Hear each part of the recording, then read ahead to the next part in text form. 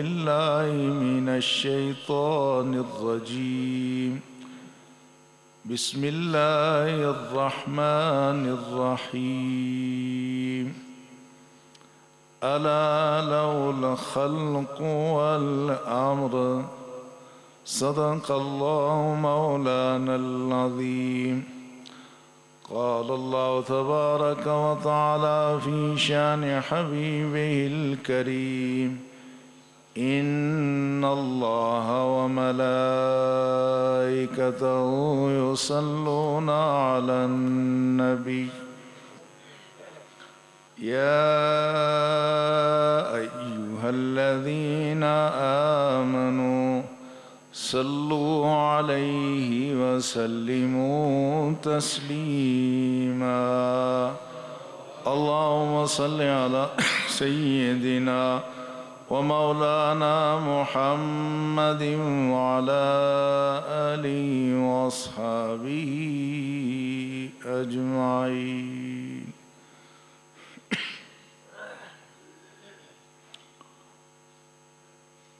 لائق احترام برادران اسلام، گزشتہ جمعۃ المبارک کے موقع پر ہم جس موضوع پر گفتگو کر رہے تھے آج اسی کو آگے بڑھانے کی کوشش کریں گے. رسول اللہ صلی اللہ علیہ وسلم کی تشریف آوری اور آپ کے بظاہر مختصر عرصہ کے باوجود اتنی بڑی تبدیلی روئے زمین پر آئی جس کی مثال نہ اس سے پہلے ملتی ہے نہ اس سے بعد کبھی ملے گی. عرصہ ہی کتنا مختصر سا ہے. کل عمر مبارک آپ کی 63 برس، اس میں بھی اعلان نبوت کے بعد 13 سال مکہ المکرمہ میں تو کفر کے ساتھ مسلسل دباؤ کی کیفیت میں ہی گزر گئے. مدینہ طیبہ تشریف لے گئے تو 10 سال کا عرصہ ہے جس میں رسول اللہ صلی اللہ علیہ وسلم نے ملت کی بنیاد بھی رکھی، اس ملت کی بقا کی جنگ بھی لڑی. 83 غزوات و سرایا 10 سال کے عرصے میں پیش آئی. ایک نیا نظام بھی دیا، نیا طرز زندگی بھی دیا، طرز حکمرانی بھی تبدیل کر دیا، سارے ماحول کو نیچے سے اوپر تک تبدیل کر کے رکھ دیا. انسانی تاریخ میں کوئی انقلاب اتنی تیزی سے رونما نہیں ہوا. اور اس ساری جدوجہد میں جانی نقصان کتنا ہوا؟ صرف 1000 افراد کام آئے. 1000 افراد اس ساری جدوجہد میں، کوشش میں اور اس راہ میں کام آئے، مگر اربوں کھربوں کی تقدیر سنور گئی. تو جو بنیادی تصور رسول اللہ صلی اللہ علیہ وسلم نے تبدیل فرمایا وہ یہ تھا کہ الا له الخلق والامر، کہ مخلوق پیدا بھی اللہ نے کی ہے اور اس مخلوق پر حکم بھی اللہ کا ہی چلے گا. ان الحکم الا للہ، اللہ کے علاوہ کسی کو علی الاطلاق حکم نافذ کرنے کا کوئی اختیار نہیں ہے.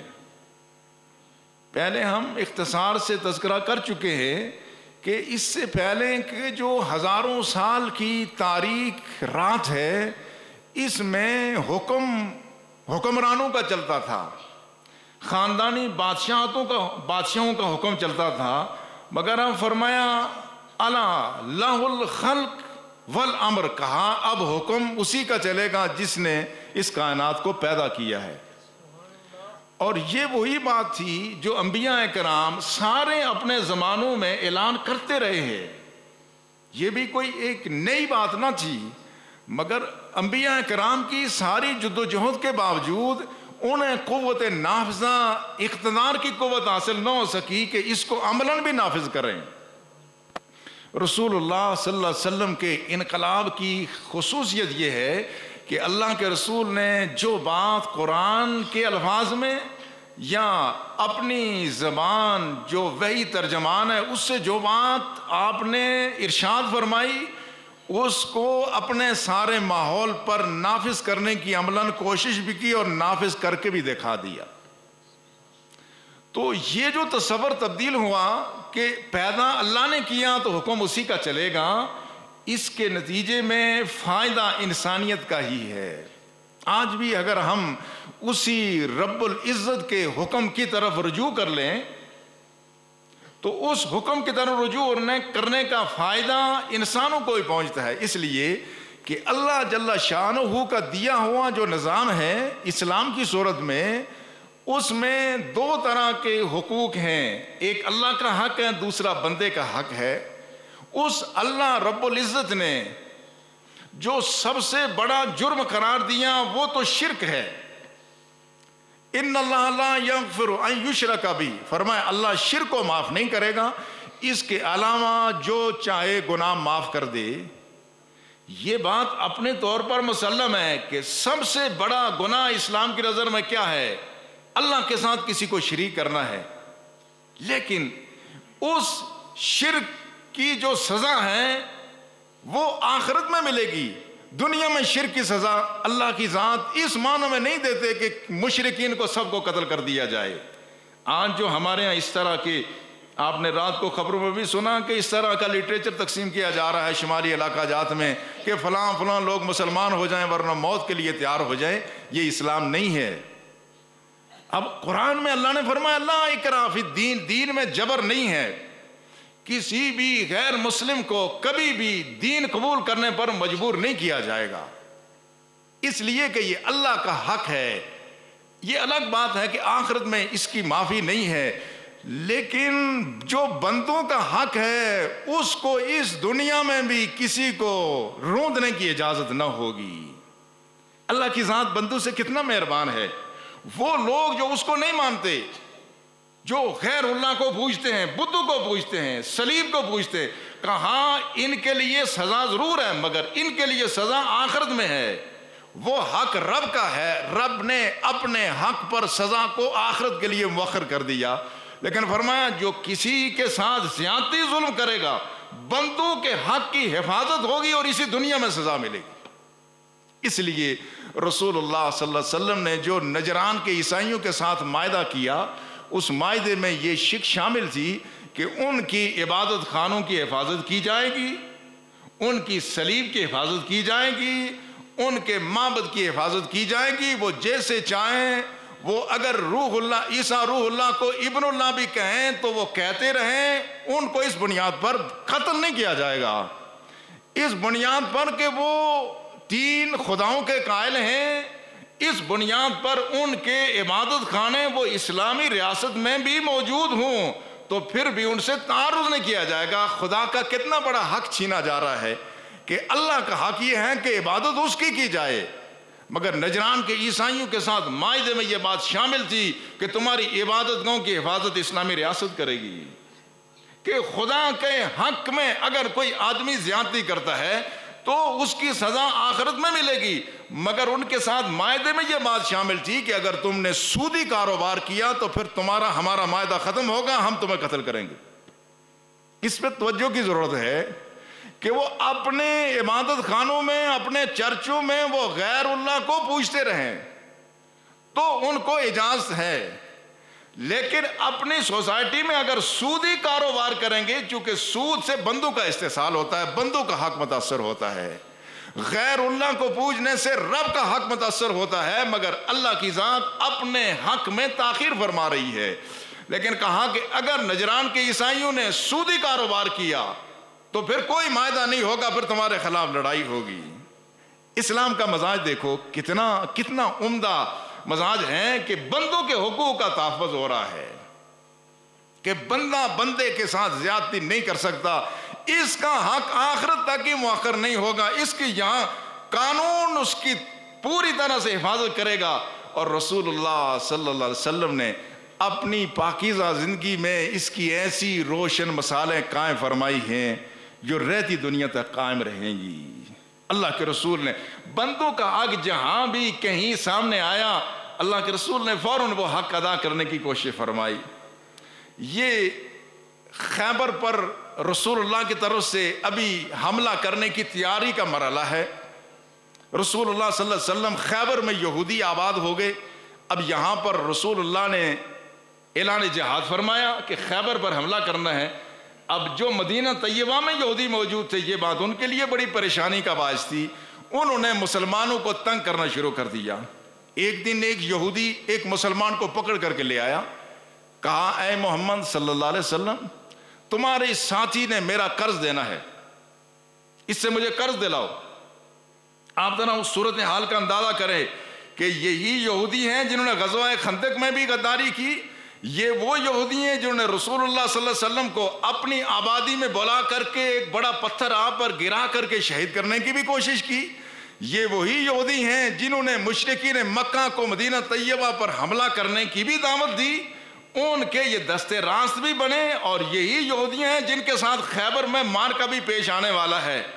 مگر جس آدمی نے مسلمان کو گریبان سے پکڑا ہوا ہے یہودی, لیکن ہے اس کا حق مسلمان کے ذمہ.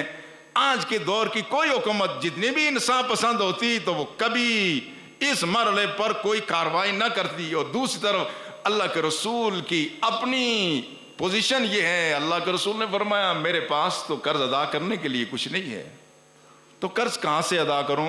ہے اپنی جماعت کا آدمی, صحابی ہے, جان نثار ہے, یہودی نے اس کے گریبان میں ہاتھ ڈالا ہوا ہے. اللہ کے رسول نے معلوم یہ ہوتا ہے سیاق و سماق سے کہ پوچھا کہ کتنا قرض ہے. کوئی معمولی قرض تھا, چند دراہم تھے.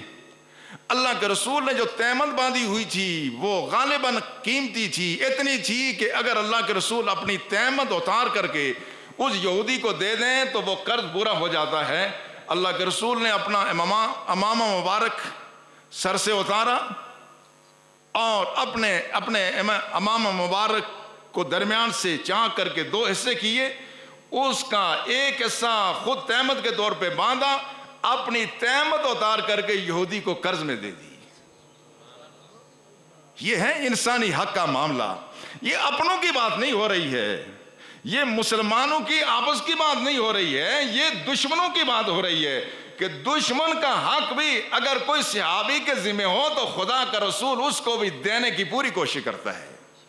اگر غیروں کا حق, یہودی کا حق, اللہ کے رسول اپنی تیمن مبارک تبدیل کر کے اپنے امامے کو چاک کر کے ادا کر سکتے ہیں, اس سے بڑا انصاف دنیا میں کیا ہوگا؟ تاریخ انسانیت میں اس سے بڑا انسانی ممکن نہیں ہے. ہر مرحلے پہ خدا کے رسول نے کبھی یہ نہیں دیکھا کہ یہ آدمی کتنا بڑا ہے کتنا چھوٹا ہے, بس یہ دیکھا کہ اس کا حق ہے تو اس کا حق دے دیا جائے. جتنا بھی جس کا حق ہے, انسانی حقوق کی جو پاسداری رسول اللہ نے کی, تاریخ انسانیت اس کی مثال نہیں ملتی. ایسا ہی ایک واقعہ احادیث صحیحہ میں موجود ہے. صخر نامی ایک قبیلے کے سردار ہیں. جب مکہ المکرمہ فتح ہو گیا اس کے بعد سرزمین حجاز کے اکثر قبائل نے اسلام قبول کر لیا. صرف طائف وہ علاقہ تھا کہ جو ابھی تک مسلمانوں کے خلاف برسر پیکار تھے. رسول اللہ صلی اللہ علیہ وسلم نے طائف کا محاصرہ کیا. 15-20 دن گزر گئے مگر کامیابی حاصل نہ ہوئی, محاصرہ ختم کرنا پڑا. اسی دوران صخر نامی ایک نو مسلم سردار ہیں, انہوں نے طائف کا محاصرہ کر دیا اپنا قبیلہ لے کر کے. جب محاصرہ کیا تو یہاں طائف والوں کو اتنا پریشان کیا, ان پر اتنا دباؤ ڈالا کہ طائف والے رسول اللہ پر مائدہ کرنے پر آمادہ ہو گئے. اب دیکھیں عجیب و غریب منظر ہے. صخر نامی یہ صحابی آتا ہے, نو مسلم ہے, آ کے رسول اللہ صلی اللہ علیہ وسلم کو خوشخبری دیتا ہے کہ یا رسول اللہ, وہ جو اتنا طویل محاصرہ ہونے کے باوجود اہل طائف نے مائدے پر آمادگی ظاہر نہ کی تھی, میں نے ان کو اتنا دبایا ہے کہ اب وہ آپ کے ساتھ مائدہ کرنے پر تیار ہو گئے ہیں. مگر ابھی وہ یہ خوشخبری دے کر کے بیٹھے ہوئے تھے, دوسری طرف سے دو افراد آ گئے, ایک قبیلہ آ گیا. ایک شخص آیا, غالباً مغیرہ بن شعبہ تھے. کہا یا رسول اللہ, یہ صخر نامی جو سردار ہیں انہوں نے ناجائز طور پر میری پھوپھی کو اپنے قبضے میں لیا ہوا ہے اور دوسرا بنو سلیم کے لوگ آگے، کہا یا رسول اللہ اس صخر نے ہمارے چشمے پر بھی قبضہ کیا ہوا ہے۔ یہ بڑا آزمائش کا مرحلہ تھا کہ ایک شخص ایسا ہے جس نے اسلام کی بڑی مدد کی ہے اور ایک طویل عرصہ اس نے معاشرہ کیا، اب آ کر کے وہ اہل طائف کو آپ کے زیر نگین کرنے پر آمادہ کر کے آ گیا ہے۔ اس مرحلے پر یہ بھی ہو سکتا تھا کہ یہ کہا جائے کہ اچھا تم دونوں کے حقوق ہیں مگر ہم اس کا بعد میں فیصلہ کریں گے، پہلے اس مرحلے سے نپٹ جائیں، یہ بھی ہو سکتا ہے۔ آج کہا جاتا ہے کہ انصاف کے حصول میں تاخیر خود ظلم ہے، حصول انصاف میں تاخیر خود ظلم ہے۔ اللہ کے رسول کی طرف ایک طرف آپ کے سامنے صخر اس صحابی سردار کی وہ بڑی کامیابی اور خدمت اسلام کی، دوسری طرف اس کے ذمہ لوگوں کا حق ہے۔ صحابہ کہتے ہیں ہم نے دیکھا رسول اللہ صلی اللہ علیہ وسلم کا چہرہ مبارک سرخ ہو گیا۔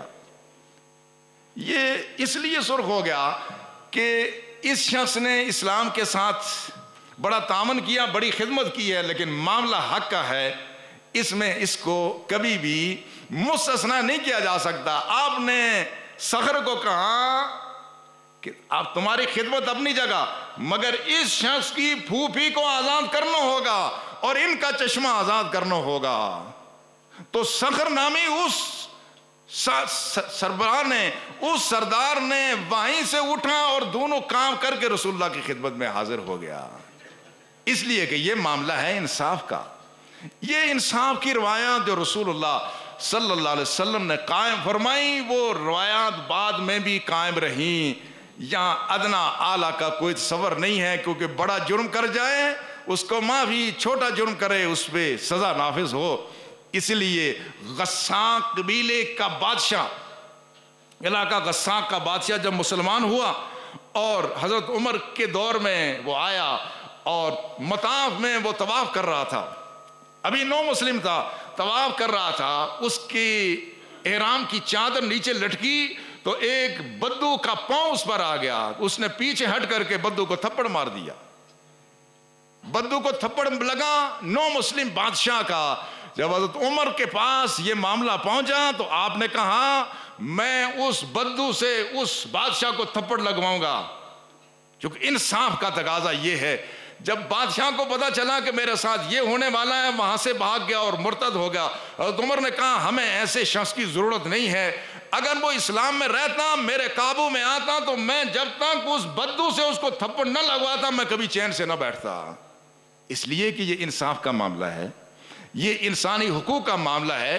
تو جو رسول اللہ صلی اللہ علیہ وسلم کا جو دین ہے، اس کی پہلے سے یہی شہرت تھی کہ وہ نبی آخر الزمان آئے گا اور وہ انصاف فراہم کرے گا، انسان کے ہاتھوں سے انسان کا استحصال ہمیشہ کے لیے ختم کرائے گا۔ اس لیے کہ یہود کے کبار علماء رسول اللہ کی آزمائش بھی کرتے تھے، چونکہ یہ ان کی کتابوں میں موجود تھا کہ آخری نبی کی شان یہ ہوگی کہ انصاف کے معاملے میں وہ کبھی کسی کے ساتھ روح رعایت نہیں کریں گے۔ اس لیے غالباً یہ ترمذی کی حدیث ہے، یہ ایک مشہور یہودی نو مسلم ہیں اور یہ بہت بڑے عالم تھے۔ یہ رسول اللہ صلی اللہ علیہ وسلم ایک دن باہر تشریف لے جا رہے تھے، حضرت علی ساتھ تھے، حضرت علی ساتھ تھے، تو باہر نکلے تو ایک سوار آ گیا، بڑے تیزی سے آ رہا تھا۔ اس نے کہا میں فلاں بستی سے آیا ہوں، یا رسول اللہ میں نے اس بستی والوں کو یہ پیغام دیا تھا کہ تم اگر مسلمان ہو جاؤ گے تو تمہارے ہاں خوشحالیاں آ جائیں گی، مگر وہ مسلمان تو ہو گئے، مگر وہاں آج کل قید پڑا ہوا ہے اور وہ بڑے برے حال میں ہیں، اور میں نے چونکہ ان سے یہ وعدہ کیا تھا، مجھے خطرہ ہے کہ وہ کہیں اس قید سالی میں کافر نہ ہو جائیں، تو اگر آپ ان کی کوئی مدد فرمائیں۔ آپ کے پاس بھی مدد کے لیے تھا کچھ نہیں، اور ایک یہودی عالم سے آپ نے اسی وقت، چونکہ یہودی سرمایہ دار تھے، 80 مسکال سونا لے کر کے وہاں بھیج دیا۔ اب 80 مسکال سونا تو بھیج دیا، ابھی وہ جو مدت طے ہوئی تھی یہ مدت بھی طے کر لینی چاہیے۔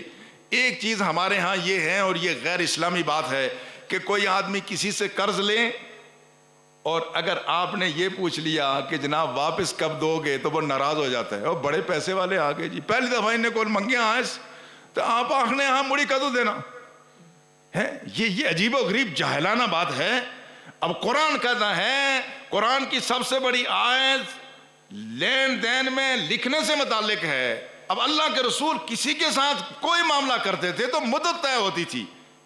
یہ کون سی بات ہو گئی؟ ایک تو پیسے بھی لے رہے ہیں اور دوسرا ناراضگی بھی کہ جی مجھ سے کہاں ہوگا. اور اگر خدا نہ خواستہ جو شرعی طریقے کے مطابق آدمی کر لے تو ناراضگی اور بڑھ جاتی ہے. شرعی طریقہ کیا ہے کہ گواہ بھی 2 رکھ لیے جائیں, نہیں تو ایک تو کم از کم ہونا چاہیے نا, کہ فلاں کی موجودگی میں یہ معاملہ ہوا, اتنا قرض دیا لیا, فلاں وقت یہ واپس کر دیا. اگر آپ کہیں کہ اچھا جی کسی کے سامنے کر لیں تو پھر تو ساری عمر نہیں ناراضگی ہو گئی نا.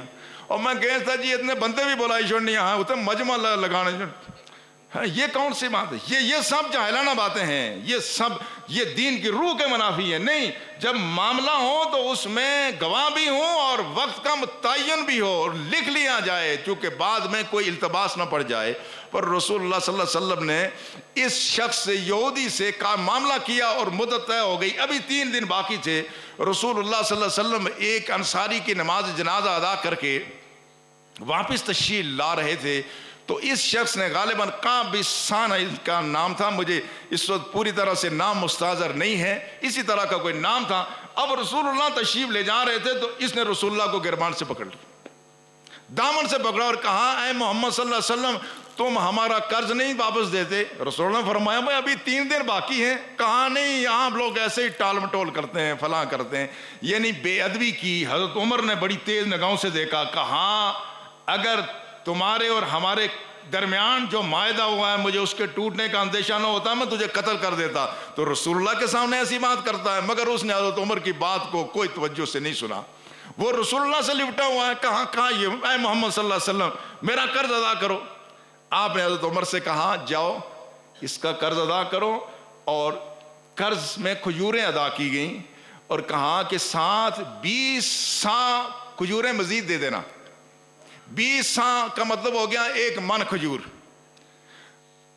حضرت قعب بن سانہ کہتے ہیں کہ جب حضرت عمر نے مجھے میرا قرض تو واپس کیا اور کہا کہ رسول اللہ صلی اللہ علیہ وسلم نے فرمایا تھا کہ یہ 1 من کھجور اضافی دے دوں. کہا یہ کس چیز کا بدلہ ہے؟ کہا جو میں نے تمہیں تیز نگاہوں سے دیکھا تھا نا, اور میں نے جو تمہارے ساتھ سختی کی تھی نا, اللہ کے رسول کو یہ بات بھی پسند نہیں آئی تھی, اور خدا کے رسول نے فرمایا تھا عمر تم مجھے اس سے کہو کہ یہ حسن قضاء کا مطالبہ کرے اور مجھے کہو کہ مجھ سے حسن ادا کی بات کرو. کیا مطلب ہے کہ اس سے کہو کہ یہ ذرا مانگے ڈھنگ سے, اور مجھے یہ کہو کہ اب میں اچھی طرح سے قرض اس کا ادا کر دوں. جو رسول اللہ کے سامنے میں نے تم سے سختی کی تھی نا, تو خدا کے رسول نے کہا اس کے بدلے میں اس کو 1 من کھجور اور عطا کر دو. کہا عمر میں قرض جو وقت سے پہلے مانگنے آیا تھا, میں قرض لینے نہیں آیا تھا, میں کچھ اور لینے آیا تھا اور میں وہی لے کے جاؤں گا. کہا وہ کیا لینے آئے تھے؟ کہا یہ لینے آیا تھا, ہماری کتابوں میں یہ بات موجود ہے کہ وہ نبی آخر الزمان کی شان یہ ہوگی کہ وہ انصاف قائم کرے گا, تحمل اور بردباری سے کام لے گا. میں نے تمہارے نبی کو آزما لیا ہے, میں عہد کرتا ہوں کہ اپنا نصف مال مسلمانوں پر قربان کر دوں گا, اور مجھے لے چلو رسول اللہ کے پاس, میں جا کے وہاں کلمہ طیبہ بھی ادا کروں. پھر رسول اللہ کی خدمت میں قعب بن سانہ آئے اور وہاں آ کے کلمہ طیبہ لا الہ الا اللہ محمد رسول اللہ پڑھا. تو یہ جو رسول اللہ صلی اللہ علیہ وسلم کے انصاف کا جو یہ معمول تھا, یہ اللہ کے رسول نے ہمیشہ اس کا پیرا دیا, انسانی حقوق کا تحفظ کیا, اور اس کی بنیاد وہی بات تھی ان الارض یرثها عبادی الصالحون, کہ یہ زمین یہ اللہ کی ہے, اس کے وارث اللہ کے نیک بندے ہیں, اور یہ زمین ان الارض للہ, یہ زمین خدا کی ہے, یہ انسانوں کی نہیں ہے. یہ وہ انقلاب تھا جو رسول اللہ صلی اللہ علیہ وسلم لے کے آئے کہ روح زمین پر کوئی کسی کا استحصال نہ کر سکے گا. اس لیے اقبال نے کہا ہے اس سے بڑھ کر اور کیا فکر و عمل کا انقلاب, بادشاہوں کی نہیں اللہ کی ہے یہ زمین. کتنا بڑا انقلاب ہے, اس سے بڑھ کر اور کیا فکر و عمل کا انقلاب, بادشاہوں کی نہیں اللہ کی ہے یہ زمین, کہ بندہ بندے پر ظلم نہیں کر سکتا. آج جگہ جگہ آپ چاکی دیکھتے ہیں, سرخ انقلاب، فلاں انقلاب، ہم کہتے ہیں سرخ انقلاب والوں سے تم آؤ، یہ سبز انقلاب دیکھ لو، سفید انقلاب دیکھو۔ یہ سرخ انقلاب جو تمہارا، جس انقلاب کی تم بات کرتے ہو، یہ تو انقلاب اپنی جنم بھومی میں ناکام ہو چکا ہے، 70 سال کے بعد وہاں ناکام ہو گیا۔ اور جن لوگوں نے اس انقلاب کے نعرے لگائے تھے، جب سوویت یونین تحلیل ہوا تو لندن میں کرائے بڑھ گئے اور وہاں کی جائیدادوں کی قیمتیں بڑھ گئیں۔ جنہوں نے انسانی حقوق کے تحفظ کا عہد کیا تھا، انہوں نے سب سے زیادہ روس میں انسانوں کو لوٹا ہے۔ تم نے اگر دیکھنا ہے انقلاب تو رسول اللہ کا انقلاب دیکھو، رسول اللہ کا انقلاب دیکھو جو عملاً نافذ ہوا۔ اور حضرت ابوبکر صدیق نے اپنے زمانے میں جب اپنی تنخواہ مقرر کی تو اس وقت کہا میں اتنی تنخواہ لوں گا جتنا ایک مزدور لیتا ہے۔ لوگوں نے کہا اگر اس میں گزارا نہ ہوا تو پھر کیا ہوگا؟ کہا اگر گزارا نہ ہوا تو سب سے پہلے اپنی ملت کے تمام مزدوروں کی تنخواہ بڑھائیں گے، پھر ابو بکر کی تنخواہ بڑھے گی۔ یہ ہے وہ انقلاب، جس کو سرخ انقلاب کی ہمیں ضرورت نہیں ہے، ہمیں مدنی انقلاب کی ضرورت ہے۔ آج لوگ اس دین کے دامن میں آ رہے ہیں، دین کے دامن میں آ کے یہاں پناہ حاصل کر رہے ہیں۔ اگر کوئی مسلمان ادھر سے ادھر جائے تو اس کی مثال ایسے ہی ہے جس کو دیسی دودھ میسر ہو وہ کہے میں چائے ملک پیک کی پیوں گا، جس کو خالص شہد میسر ہو اور کہے میں گڑانا شہد یہ استعمال کر سکتا۔ یا راولا کوٹ کا کوئی باسی اگر جون جولائی کی گرمی میں ملتان اور سبی کی طرف چلا جائے تو اس کی قسمت پر افسوس ہی کیا جا سکتا ہے۔ اس کو کیا کہا جا سکتا ہے کہ خدا تمہیں عقل دے تو تم آؤ، جو سارا کچھ تمہارے پاس ہے، تمہارے پاس وہ کیا نہیں جو سرخ انقلاب میں تم لینے جا رہے ہو۔ سب سے بڑا انقلاب رسول اللہ صلی اللہ علیہ وسلم نے عملاً برپا کیا۔ آج آخر میں ایک مختصر مسئلہ نماز جنازہ سے متعلق۔ نماز جنازہ میں عام طور پر لوگ وقت پر ہی آ جاتے ہیں، لیکن کبھی تاخیر بھی ہو سکتی ہے۔ جب تاخیر ہو تو پھر اس کا پتہ ہونا چاہیے کہ آدمی نماز میں کیسے شامل ہوگا۔ پہلی بات یہ کہ اگر تکبیر ایک کہہ دی گئی ہے تو پھر فوراً آ کر کے نماز جنازہ میں آدمی شامل نہ ہو، بلکہ انتظار کرے جب امام اگلی تکبیر کرے تو اس وقت اللہ اکبر کہہ کے آدمی نماز میں شامل ہو جائے۔ لیکن اگر امام آخری تکبیر کہہ دے تو پھر کیا ہوگا؟ اگر آخری، ایک تو میں نے پیچھے مسئلہ بتایا تھا نا کہ آخری تکبیر کہنے کے بعد کیا کرنا ہے؟ ہاتھ چھوڑ دینے ہیں۔ آخری تکبیر کہنے کے بعد ہاتھ چھوڑ دینے۔ امام نے آخری تکبیر بھی کہہ دی تو بھی آدمی اللہ اکبر کہہ کر کے آدمی ہاتھ باندھ لے، اور 3 مرتبہ جب امام سلام پھیر لے تو وہ کہہ دے اللہ اکبر اللہ اکبر اللہ اکبر، تو اس کی نماز جنازہ میں شرکت مکمل ہو جائے گی، اس کو ثواب مل جائے گا۔ اگر فوراً صفیں توڑنے کا اندیشہ نہیں ہے تو آدمی دعائیں بھی پڑھ لیں، نہ بھی دعائیں پڑھے تو 3 دفعہ آدمی نے کہہ دیا اللہ اکبر مزید تو اس کی نماز جنازہ مکمل ہو گئی۔ لیکن جب آدمی سلام پھیرے گا تو نیت کیا کرے؟ سلام پھیرتے وقت خاص نیت بھی ضروری ہے۔ ہم کہتے ہیں نا السلام علیکم ورحمۃ اللہ، تم پر سلامتی ہو اور اللہ کی رحمت ہو، تو یہ سلامتی کی دعا ہم کس کے لیے کر رہے ہیں؟ آدمی سامنے آتا ہے تو ہم اس کو کہتے ہیں نا السلام علیکم، تو یہ کس کو ہم کر رہے ہیں السلام علیکم؟ یہ نماز میں بھی ہم کہتے ہیں نا السلام علیکم ورحمۃ اللہ۔ اس کے لیے نیت یہ ہوتی ہے عام نمازوں میں کہ ہم سارے مومنین کو سلام بھی کر رہے ہیں، ان کے لیے دعائیں بھی کر رہے ہیں، اور جو ہمارے ساتھ فرشتے مساجد میں نماز میں موجود ہوتے ہیں ان کی بھی نیت ہوتی ہے۔ ہم کہتے ہیں السلام علیکم، تم پر سلامتی ہو اے ایمان والو اور اے فرشتو۔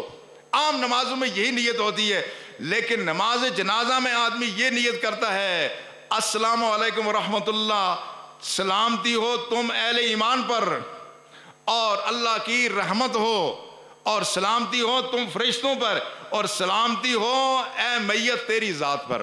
میت کی بھی نیت کرنی چاہیے۔ نیت آدمی یہ کرے کہ میں سلامتی اور رحمت کی دعائیں فرشتوں کو بھی دے رہا ہوں، اہل ایمان کو بھی دے رہا ہوں، اور اس میت کو بھی دے رہا ہوں، تاکہ وہ یہ سلام کہ یہ الفاظ اس کے لیے دعا بھی بن جائیں۔ اللہ تعالی ہمیں توفیق عطا فرمائے۔ وما علینا الا البلاغ۔